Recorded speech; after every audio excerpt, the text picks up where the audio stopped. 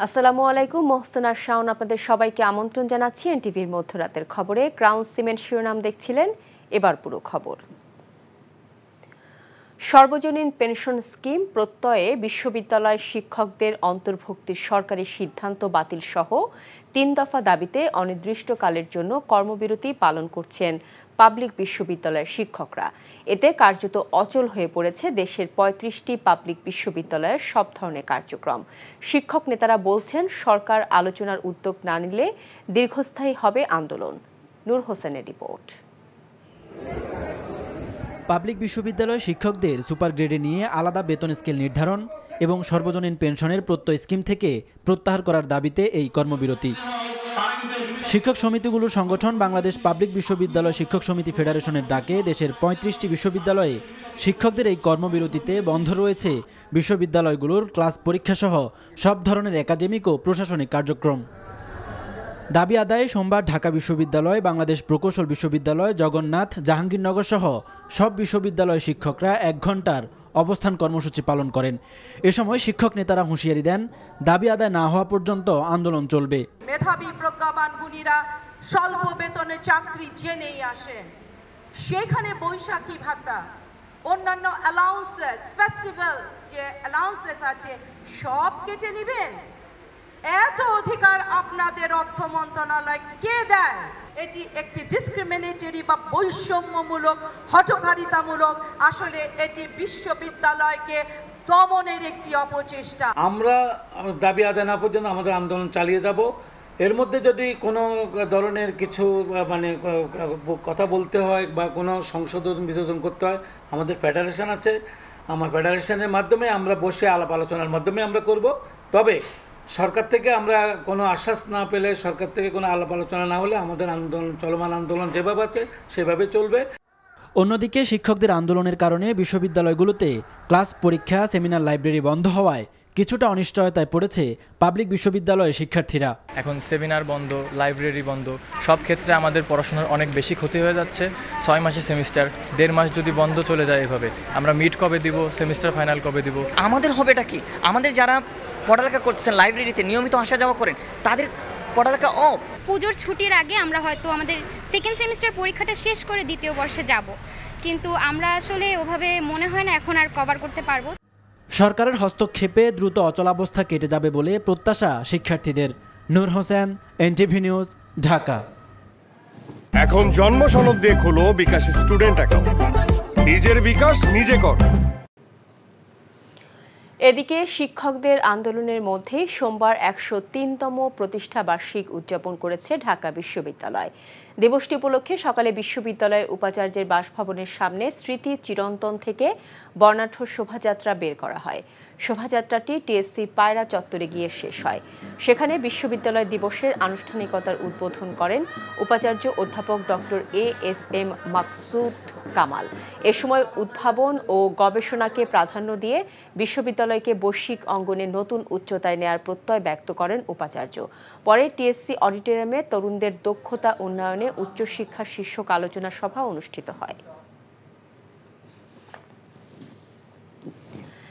দেশ নিয়ে বিএনপি নয়, আওয়ামী লীগই ষড়যন্ত্র করছে অভিযোগ করে বিএনপি মহাসচিব মির্জা ফখরুল ইসলাম আলমগীর বলেছেন, ভারতের সাথে প্রধানমন্ত্রী করার সব চুক্তি দেশকে দ্রুত পরনির্ভরশীল রাষ্ট্রে পরিণত করবে। সোমবার রাজধানীতে এক অনুষ্ঠান শেষে তিনি এসব কথা বলেন। হাসান মাহমুদের রিপোর্ট।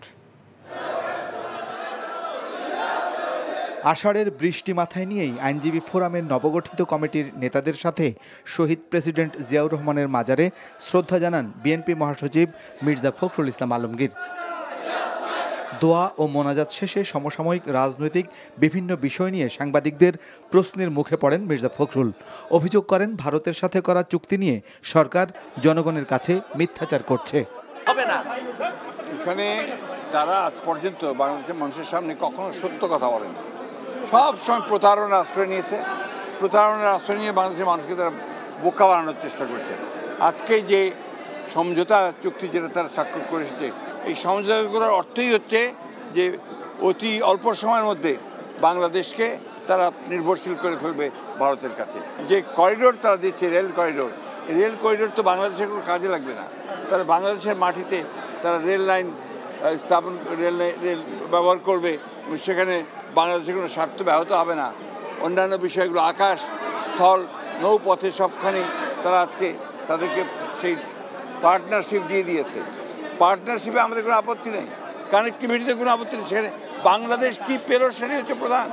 হলি আর্টিসানের প্রসঙ্গ টেনে মির্জা ফখরুল বলেন, বিএনপি সবসময়ই জঙ্গিবাদের বিরুদ্ধে অবস্থান নিয়েছে। হলি আর্টিসানের বিষয়টা আমরা কন্ডেম করেছি এবং আমরা যে কোনো রকমের জঙ্গিবাদের বিরুদ্ধে আমরা আন্তর্জাতিক জাতীয় জঙ্গিবাদের বিরুদ্ধে। কিন্তু এরা যেটা করেছে, এই সরকার যেটা করেছে, এরা জঙ্গিবাদের নাম করে তাদের বিরোধী পক্ষকে হয়রানি করেছে, তাদেরকে গ্রেপ্তার করেছে এবং তাদেরকে আজকে কারাগারের মধ্যে নিক্ষেপ করে রেখেছে। আইনের শাসন, গণতন্ত্র, বিচার বিভাগের স্বাধীনতা এবং বেগম খালেদা জিয়ার মুক্তির প্রত্যয় ব্যক্ত করে আইনজীবী forum. Hasan Mahmud, NTV news, Dhaka. ভারতের সাথে বন্ধুত্বপূর্ণ সম্পর্ক আছে বলেই দুদেশের সমস্যাগুলো নিয়ে প্রধানমন্ত্রী ভারত সফরে ইতিবাচক আলোচনা হয়েছে বলে জানিয়েছেন আওয়ামী লীগ সাধারণ সম্পাদক ওবায়দুল কাদের। দলের ৭৫তম প্রতিষ্ঠা বার্ষিক উপলক্ষে সোমবার এক আলোচনায় তিনি বলেন, ভারতের সাথে চুক্তি নয়, সমঝোতা স্মারক স্বাক্ষরিত হয়েছে। ফাহদ মোহাম্মদের রিপোর্ট। বাংলাদেশ আওয়ামী লীগের ৭৫তম প্রতিষ্ঠাবার্ষিকী উপলক্ষে রাজধানীর তেজগাঁওয়ে ঢাকা জেলা আওয়ামী লীগের কার্যালয়ের সামনে আলোচনার আয়োজন করে ঢাকা মহানগর উত্তর আওয়ামী লীগ। আলোচনায় অংশ নিয়ে আওয়ামী লীগ সাধারণ সম্পাদক বলেন, ভারতের সাথে এবার সব সমঝোতা স্মারক হয়েছে, চুক্তি নয়। বিএনপি নেতারা কথায় কথায় ভারতের বিরোধিতা করে উল্লেখ করে ওবায়দুল কাদের বলেন, ভারতের সাথে বন্ধুত্ব আছে বলেই তিস্তা নিয়ে আলোচনা অনেক দূরে গিয়েছে। অবিশ্বাস আর সন্দেহ হলে আলোচনায় অগ্রগতি হয় না। অবিশ্বাস, সন্দেহ থাকলে শত্রুতা বাড়ে, শত্রুতা বাড়লে বন্ধুত্ব থাকে না, বন্ধুত্ব না থাকলে ভারতের সাথে আমাদের যে অভিন্ন সমস্যাগুলো আছে, বন্ধুত্ব থাকলে আলাপ আলোচনা। এবারও আমাদের প্রধানমন্ত্রী ভারতে গিয়ে আলাপ আলোচনা করেছে। যেসব সমস্যা বাস্তবায়ন হয়নি সেগুলো ইতিবাচক অগ্রগতি হয়েছে এবং সমাধানের জন্য চেষ্টা হচ্ছে। লুটপাট করে লন্ডনে বসে আরাম আয়েশ করছে তারেক জিয়া উল্লেখ করে আওয়ামী লীগ সাধারণ সম্পাদক বলেন, সব দুর্নীতিবাজের বিচার করা হবে, কাউকেই ছাড় দেওয়া হবে না। লুটপাট করে লন্ডনে বসে আরাম আয়েশ করছো, তারেক রহমান খেলা আবার। শেখ হাসিনা বলেছে, আগে যারা দুর্নীতি করেছে, এখন যারা দুর্নীতি করছে কারো রেহাই না, সব দুর্নীতি বিচার হবে দুর্নীতির বিরুদ্ধে। জিনিসপত্রের দাম কমানোর জন্য সর্বাত্মক চেষ্টা করা হচ্ছে জানিয়ে কাদের আরও বলেন, গরিব মানুষ যাতে স্বস্তিতে জীবনযাপন করতে পারে সেজন্য এত বড় বাজেট দিয়েছে সরকার। Fahad Mohammad, NTV news, Dhaka. এখন জন্ম সনদ দিয়ে খোলো বিকাশ স্টুডেন্ট অ্যাকাউন্ট। নিজের বিকাশ নিজে কর। দুর্নীতি প্রমাণিত হবার পর ছাড় দেবার কোনো উদাহরণ নেই ও সরকারে থাকা সবাই যে দুর্নীতির বিরুদ্ধে তা স্পষ্ট করা হয়েছে বলে জানিয়েছে মন্ত্রিপরিষদ সচিব মাহবুব হোসেন। সোমবার সচিবালয়ে মন্ত্রিপরিষদ বৈঠক শেষে অনুষ্ঠিত ব্রিফিংয়ে এক প্রশ্নের জবাবে একথা বলেন তিনি। এছাড়া স্বচ্ছতার সাথে ও যথাযথ নজরদারি করে বাজেট বাস্তবায়নে সবাইকে প্রধানমন্ত্রী নির্দেশনা দিয়েছেন বলেও জানান মন্ত্রিপরিষদ সচিব। রিপোর্ট করছেন রোকন উদ্দিন। সোমবার সকালে প্রধানমন্ত্রী শেখ হাসিনার সভাপতিত্বে তার কার্যালয়ে অনুষ্ঠিত হয় মন্ত্রিসভার নিয়মিত বৈঠক। এ সময় Sheikh Hasina institute of frontier technology আইন ২০২৪ থেকে নিজের নাম বাদ দিয়ে ইনস্টিটিউট অব ফ্রন্টিয়ার টেকনোলজি আইন ২০২৪ করতে বলেন প্রধানমন্ত্রী। অনুমোদন দেয়া হয় রপ্তানি নীতি ২০২৪ থেকে ২০২৭-এর খসড়ারও। আর বাজেট পাশের পর মন্ত্রিসভার প্রথম বৈঠকে তা বাস্তবায়নে প্রধানমন্ত্রী বিশেষ নির্দেশনা দিয়েছেন বলে জানান মন্ত্রিপরিষদ সচিব। খুবই যত্নের সাথে, খুবই নজরদারির সাথে যেন বাজেট বাস্তবায়নের জন্য নজরদারির মধ্যে রাখে এবং দ্রুততার সাথে, নিপুণতার সাথে, স্বচ্ছতার সাথে যাতে বাজেট বাস্তবায়ন হয় সেদিকে সকলকে নির্দেশনা দিয়েছেন। মাননীয় মন্ত্রী সচিব আমাকে সবাইকে বলেছেন যে এদিকে সবাই মনোনিবেশ করে এখন বাস্তবায়নে যেন আমরা সবাই মনোনিবেশ করি। এ সময় সম্প্রতি আলোচনায় থাকা কয়েকজন সরকারি কর্মকর্তার দুর্নীতি নিয়ে মন্ত্রিপরিষদ সচিব হিসেবে তার বক্তব্য জানতে চান সাংবাদিকরা।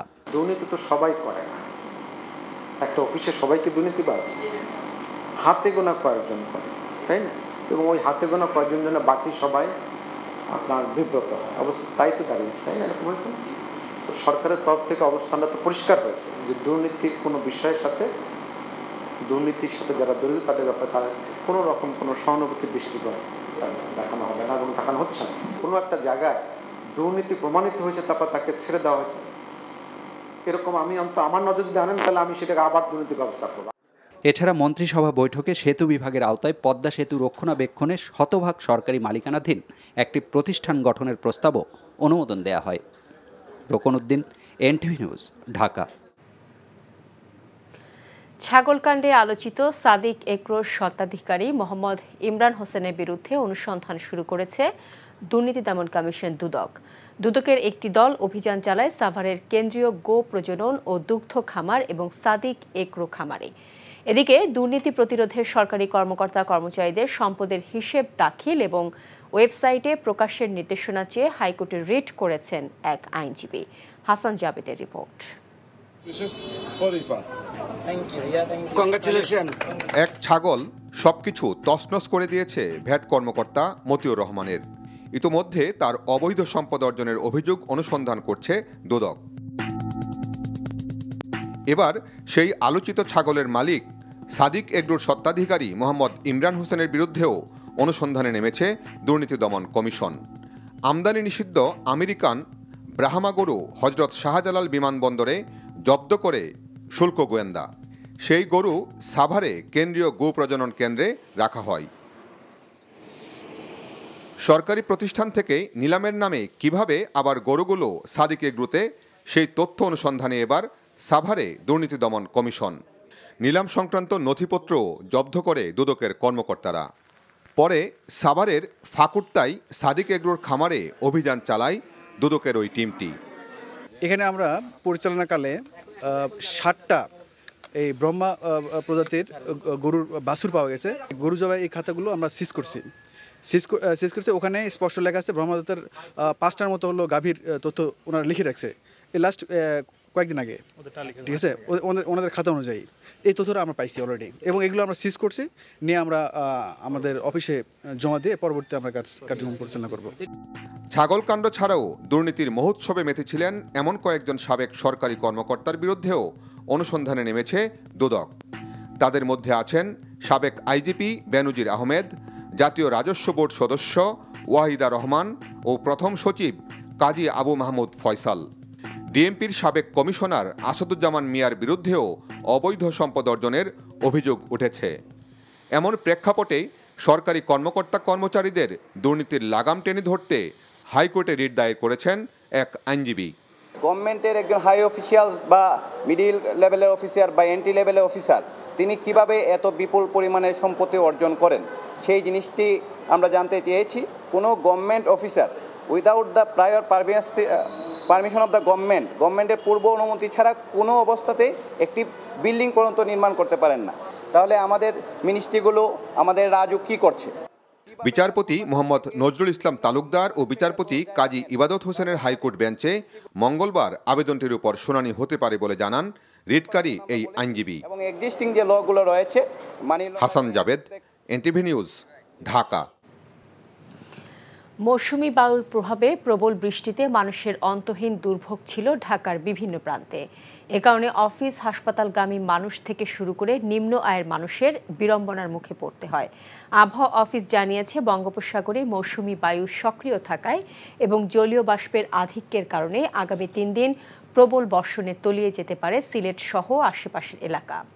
নিয়ামুল আজিজ সাদেকের রিপোর্ট।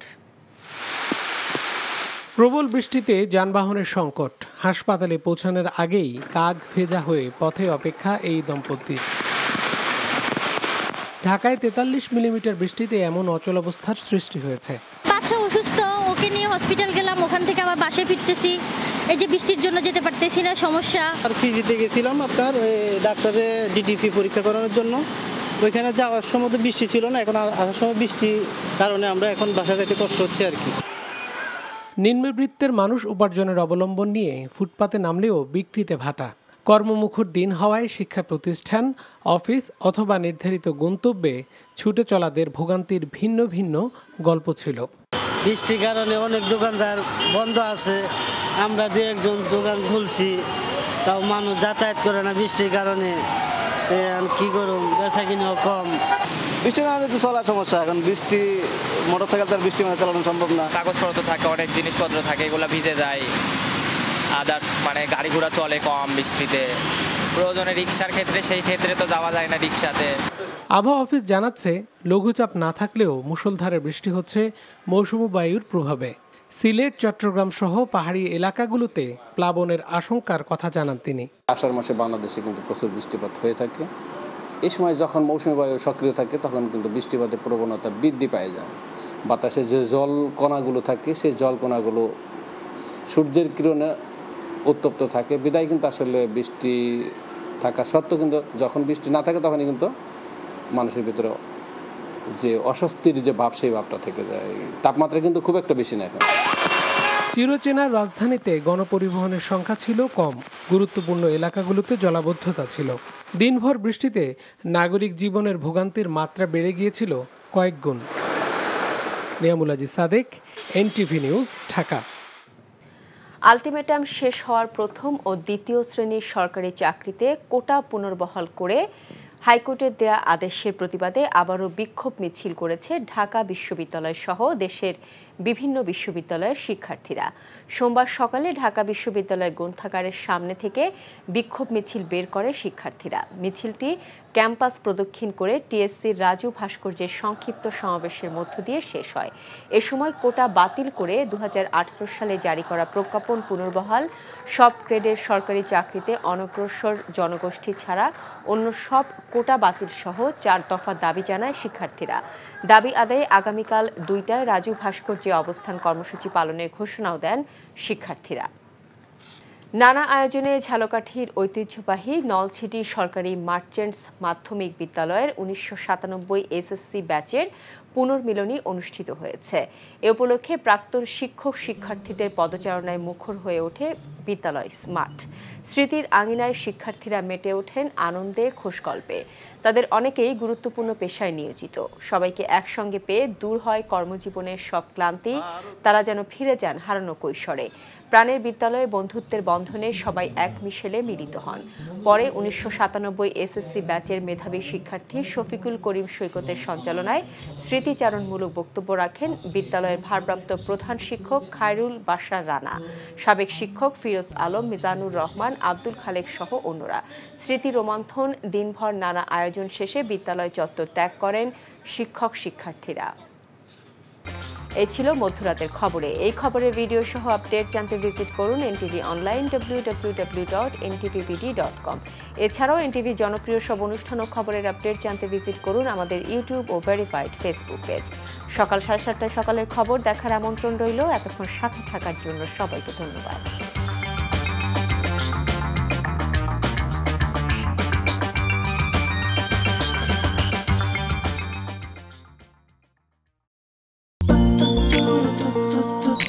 জীবনে এত মেয়ে দেখলাম, কই কোনদিন তো কারোর জন্য এরকম লাগেনি।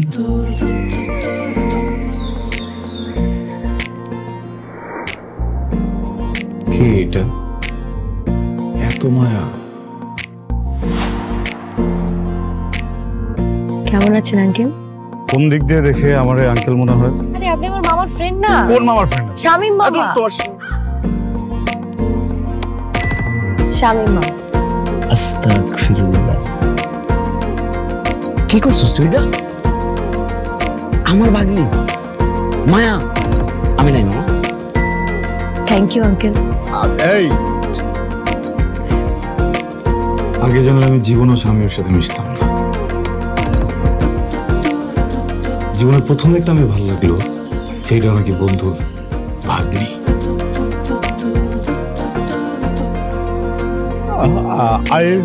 I love you. এভাবে শুরু হোক আমাদের গল্পটা। আপনি আমার মামার বন্ধু, মানে আপনি আমার মামা। মামা জানি কথা। এই ফুলটা নিয়ে যাও। এভাবে শুরু হোক আমাদের গল্পটা। বাবাজান আমার বোন আপনার ভাগ্নি এটাই বাস্তবতা। এই বাস্তবতা মানি না, তাহলে আমি ওর সাথে বন্ধুত্ব রাখবো না। কিরে তুই খারার উপরে পল্টি লই লাইতেছ? জুতা দেবো তোরে। হ্যাঁ জুতাও তো লাগবে এক জোড়া, একটু বাড়াই দিও। হারামজাদা খারাপ।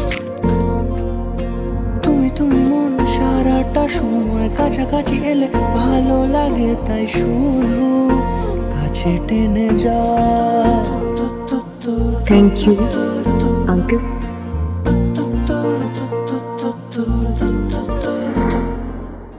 এখন জন্ম সনদ দিয়ে খোলো বিকাশ স্টুডেন্ট অ্যাকাউন্ট। নিজের বিকাশ নিজে কর।